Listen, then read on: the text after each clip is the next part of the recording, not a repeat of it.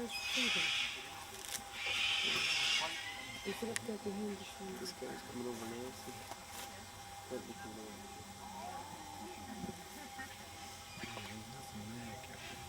Of course. Everything. We ate everything.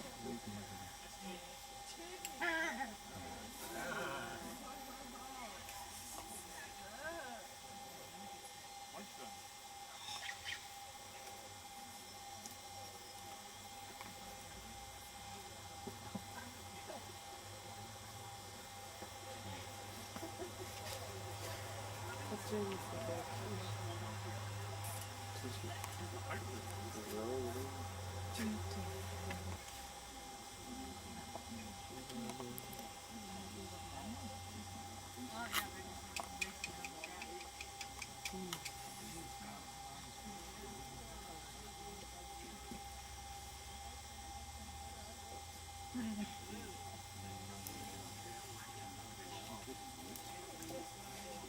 Every time we come down from Newton.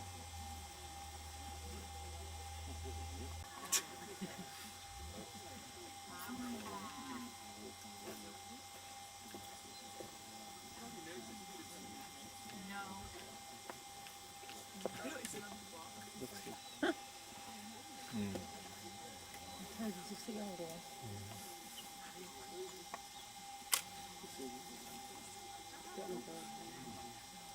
Is this where we're supposed to feed them? Or? I think so. Oh, I think it near the stone enclosure, but that's a stone enclosure.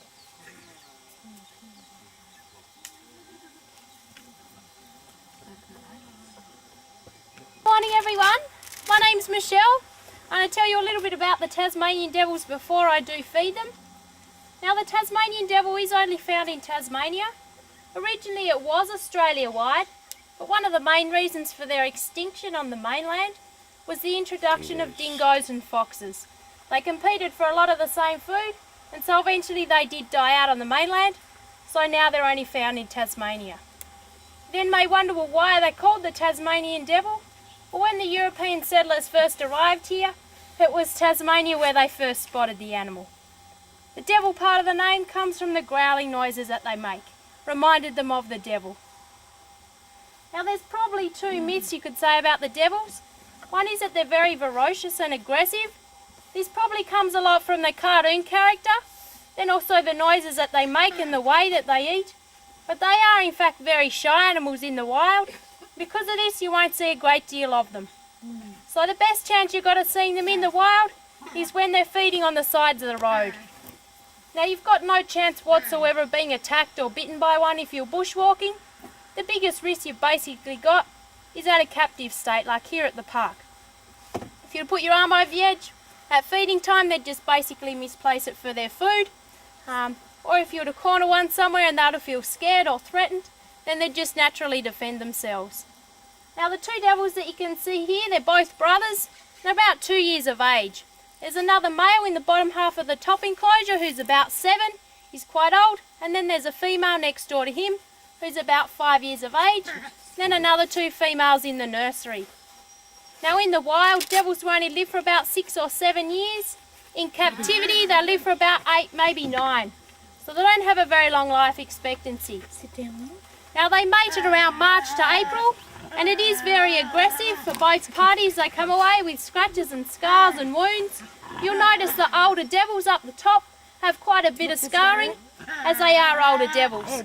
Then it's very natural for them to occur wounds and scarring through squabbling over food. So because of this, it's pretty rare to see a devil without any type of scarring. Now they have a very short gestation period of about 2 to 3 weeks. So you can imagine the young after developing for such a short time, they're only tiny. They're about 5 millimeters to a centimetre long. So if you picture a jelly bean, then that's pretty much what they're like.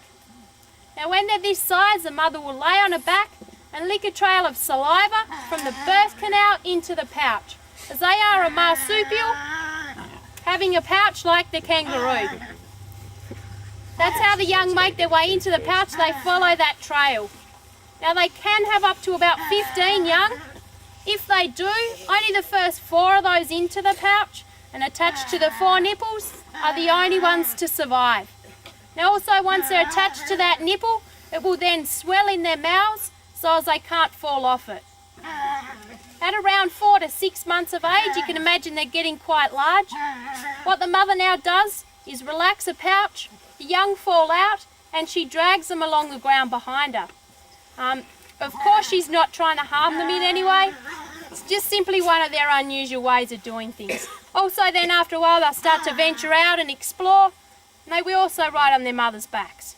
The behaviour that you can see here, they know they're going to be fed. There's people standing around and I'm speaking, so like a young lamb. Now they do have an unusual gait. It's like a canter in a horse or a rocking horse. They kind of carry their back legs. They have quite a hunchback, so they're a bit like the hyena in this sense. And they can travel up to about 15 kilometres in a night. They do feed right out in the middle of the night, unlike kangaroos and wallabies, so they are very active.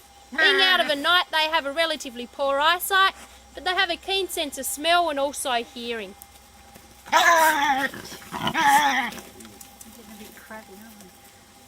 Now sometimes they may only feed once every 3 or 4 days, but they can consume nearly up to half their body weight. You can imagine them coming to a carcass and devouring the whole thing. And by devouring the whole thing, that's exactly what they do. They eat the teeth, fur, bones, intestines, the whole lot. There's nothing left. And they are incredibly strong. They crunch straight through the bones. And they're said to have the second strongest jaw in the animal kingdom. Firstly is the sharks, and apparently these little guys are next on the ladder. So they are very strong. You should be able to hear that when they are fed.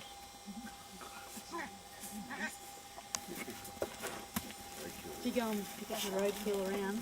We do. Now I am going to only feed the one piece out. They've already been fed earlier today, so the one piece will do them. We always vary with what they get fed. Well, this is hard to follow now, in them. about 5 minutes' time, the bird show will be starting. So you want to head up very shortly this direction and sit in the seating area.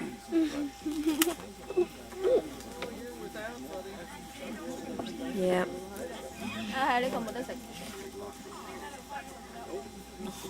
He doesn't look hungry though, does he, that big one? Oh. Time to sit down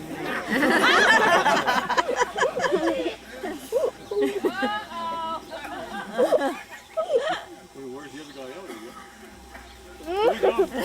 That's why he's so skinny, he has to run further. Well, he's going to backtrack now. He's going to double back, he's going to wait. Facts to run. He'll probably be able to stop and eat it.